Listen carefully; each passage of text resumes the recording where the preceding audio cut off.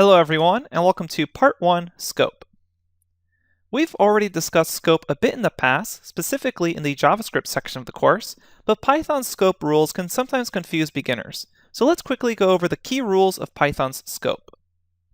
Python's scope follows the LEGB rule: local, enclosing function locals, global, and built-in. And what this actually means is if you define a variable name somewhere in your code, and then later on in your code you want to call that variable, Python needs to look in what's known as the namespace, which is basically where it knows what variable names go where. But sometimes it needs to follow rules to know what scope you're actually calling. And the order it goes in is it first looks for local variables, then it looks for enclosing function locals, then it looks for global variables, and then finally, if it still can't find that namespace, it goes to the built-in. So let's actually define these four topics a little more. So the local level are names assigned in any way within an actual function. And that includes a DEF function or a lambda expression. And they're not declared global in that function, meaning they don't use some sort of global keyword call. Then we have the enclosed function locals, and that's names in the local scope of any and all enclosing functions, DEF or lambda expressions, from inner to outer. And that has to do with functions within other functions. Then we have the global level, and those are names assigned at the top level of a module file or declared global in a DEF within the file. And that again is either at the top level or using the global keyword. Then finally, if we still can't find that variable name, we look into the built-in level. And those are names pre-assigned in the built-in names module. Things such as open, the range function, a syntax error, or even things such as the len, which is the built-in length function. Okay, let's actually walk through some simple examples to make Python's scope a lot more clear to you. Let's hop over to the editor now. Okay, to begin our discussion of scope, let's start off with a simple experiment. Imagine at the top of a file, I define x to be equal to 25. And then I'm going to create some function. We'll call it myfunc. It doesn't take any arguments or parameters, but what happens is it sets x equal to 50, and then what it will do, it's going to return x. So that's what it does. And then what I'm going to do outside of this is say print x. So take some time and think what the actual output is going to be when I run this file. So I will say python notes.py, hit enter, and I get out x is equal to 25, or just 25. Hopefully that makes sense to you because we haven't even run this function yet. All we've done is defined it. The only thing that x here on line 7 is aware of is the global x, which is up here on line 1. Now let's imagine this. We say print, and I call myfunc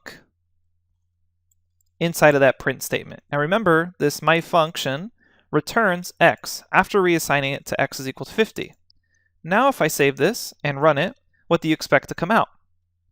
Well, hopefully you expected 25 and 50. So that actually makes sense because remember, line 7 is looking at the global x, and then if I call myfunc, it redefines that global x 25 to be equal to 50 only inside the scope of the function, and then returns x, which in this case, it will print out 50. Now sometimes what confuses students is this third line. What happens if I say print x? And what happens if I say print x after I call myfunc in this manner? So let's comment these out and see what happens. So take some time. What do you expect to happen here on lines 9 and 10? I'm going to run this and we'll see. I get x is equal to 25. Hopefully that's what you also expected.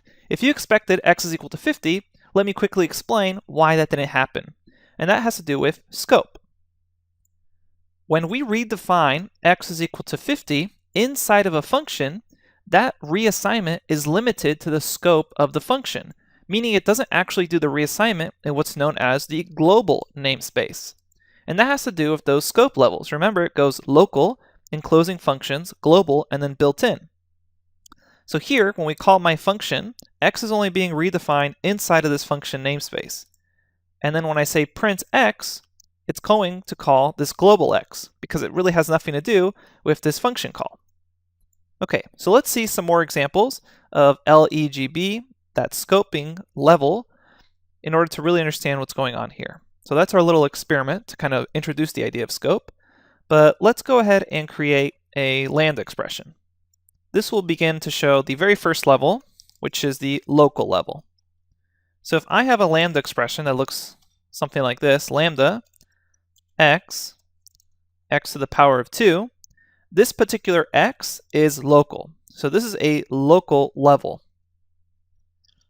Now let's show you enclosing function locals, and this is the next level. So this occurs when we have a function inside of another function, which is known as nested functions. So again, for this lambda example, you would probably have this inside of another function, but let's show you enclosing function locals, this next level. I'm going to create a variable called name and say this is a global name. And the reason it's global is because it's not inside of any function. It's at the top level of this .py file, which is sometimes also known as a module, although we haven't really saved it as a module and aren't calling it in another .py file. It's just a simple .py file, but it is outside of any function, so it's at the global level. Now, I create a function called greet. And inside of this greet function, I'm going to assign name to be Sammy. And inside of this function, I define another function called hello. And then I say print hello plus name. Then outside of all these functions, I'm going to call greet. Let's save this, and hopefully you will know when I run this what's going to happen. So I will say Python notes.py. Take your time, and before you actually run this, think about what you expect to happen. Note here that I'm calling greet. Think about, does greet return anything or perform any action? So we hit enter and we get nothing out. And that makes sense because so far, greet, all it does is it reassigns name equal to Sammy in its function namespace here, and then it has a function defined inside of it. However, no function is actually called inside of greet. If we want to actually print hello plus Sammy, I have to call hello. So I've only defined it so far. And look here how I'm calling hello lined up with its DEF call. If I did this, call hello within the function hello, that wouldn't make any sense. It wouldn't know what hello is, and you'd get an error there.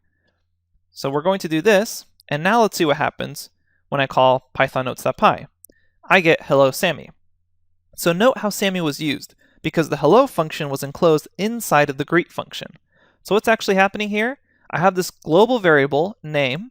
Inside of the greet function, I reassign name to be equal to Sammy. I assign hello being equal to print hello name. And the most outer level it first looks for name is right here, inside this enclosing function. If I put a hashtag here and comment this out, then it's not going to find name outside of it. So it's going to look at the next level, which is going to end up being global. So now let's run python notes.py, and we should see, hello, this is a global name. And there it is, hello, this is a global name. So you can see here the different levels of where Python is looking for variable names in the namespace. And that's really the whole point of scope, knowing what variables are going to be used if you have things like nested functions. And it's always important to remember, and this is sometimes a point of confusion, it doesn't matter if inside of a function scope I redefine name. If I go back outside of this function completely and ask to print the name, it's going to find it here globally first. It's not going to be able to go inside a function and look for it because it really has no business going inside the function until it's been called. And even if the function's been called, that variable namespace is only here in this local function scope. So let me run this, hit Python notes, and I see hello Sammy. This is a global name because I said name is equal to Sammy. So greet in its scope, when it calls hello, name is equal to Sammy. But when I say print name, it goes to the global one. Name, this is a global name. Okay. Now beyond this, there is the built-in level. And the built-in level is just things that are already built in. So things like len. Basically, anything that pops up in this list here to help you out is built into Python. And these are things that you never want to actually redefine.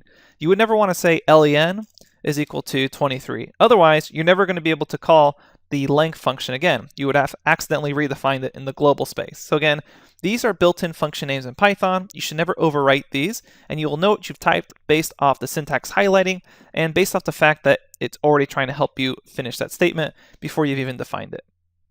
Okay, so let's talk a little bit more about local variables. When you declare variables inside of a function definition, they are not related in any way to other variables with the same names used outside of the function. And that's a key point I keep repeating myself on. So variable names are local to that function, and this is called the scope of the variable itself. All variables have the scope of the block that they are declared in, starting from the point of definition of the name. So let's show you another example, and this is going to seem like a repetitive example, so if you kind of already get it, maybe you can continue off with this lecture, going on to the next one. But if you're still a little confused, let's show you a couple more examples. So I'm creating a function, and I define at the top globally that x is equal to 50. And then I say def, take function x, and I'm going to say colon here, print x is, and then we can say comma x there. This is kind of like a fast way to print something.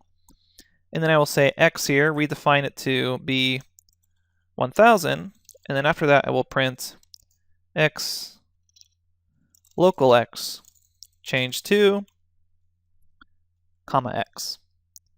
So I will save this, and then outside of this I will call func x. Save it, and then if I hit python notes.py, note here it says x is 50, so since it hasn't found anything redefining x before line 4, it goes to the global space. Okay, x is equal to 50. Then locally, we redefine x to be 1000, and it says local x changed to 1000. But here's the main catch. If I say, outside of this function, even after the function's been called, print x, and I run this, you get back to 50.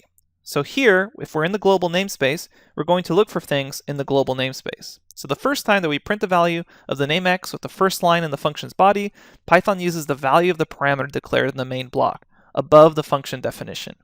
Next, we assign the value there, x, to 1000, and the name x is local to our function now. So when we change the value of x inside of that function, the x defined in the main block remains unaffected. And what I mean by main block is the x up here. So with that last print statement, what we're actually doing is we display the value of x as defined in that main block, thereby confirming that it's actually unaffected by this local assignment. Now let's say you're in a situation where within inside of a function, you actually want to change the global x. So far, it seems like you're only limited to changing the local x. What if you actually wanted this function to reach out, go to the global level, and rename x here to be 1000? How can we do that? Well, the way you can do that is with the global keyword call. Now, as a quick note, it's recommended that you try to avoid using the global keyword call, because doing this, if you have a really long line of code or a really large file of code, can really mess up your namespace if you're not super careful about it. So again, I'm showing it to you here, but I don't recommend that you ever actually use the global name or global keyword unless you really have to. But basically, what the global keyword does is it says, hey, I'm going to be using the global x. So when I call x here, I want to actually reach out to that global namespace, grab that x, and then play around with it inside here.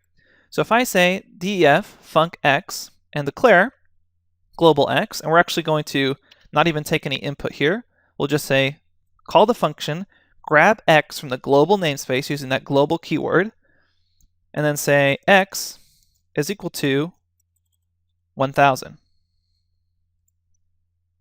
Then I'm going to save this, and here, what I'm going to do is say print before function call, x is, and then say comma x. And let's comment these two lines out for now. So all I'm doing here is I've only defined this function, I'm never actually calling it, I'm just saying x is equal to 50. So we would expect this to say print before function call, x is equal to 50. So I run python notes.py, and it says before function call, x is equal to 50. Now I'm going to call function. And note here, inside of this function, I'm calling global x, which allows this function to reach the global namespace and grab that x.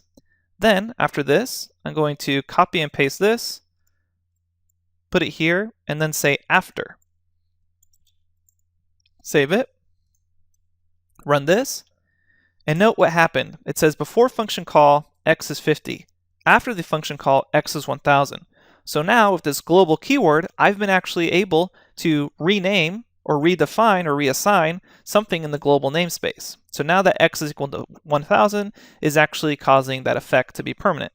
Again, If I do something like this, comment this out, and I just say x is equal to 1000, then if I run this, I get twice x is equal to 50, x is equal to 50. So that global keyword allows you to reach out to the global namespace and actually clarify that, no, I do want to reassign that global variable x. Again, this can be really confusing if you end up having a bunch of global calls all over your .py script. So it's recommended that you try to avoid global. Instead, what you should do is use return keywords. So if you actually wanted to send back an x, you wouldn't want to say x is equal to 1000.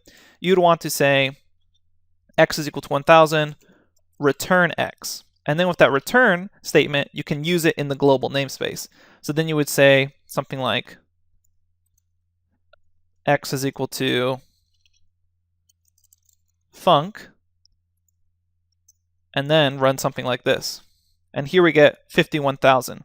So this use of the return statement has pretty much the same effect as if when we had the global keyword without any of the risk of accidentally redefining something in the global space. Okay, so that's all we really need to discuss about scope in Python. We won't see such complicated examples when we're working with Django, but it is something I want you to be aware of as you continue to program. If you have any questions, I definitely suggest you check out the part1scope.py script, which has full notes and many more examples of what we covered here. Always feel free to post the Q&A forums if anything confused you. Thanks everyone, and I will see you at the next lecture.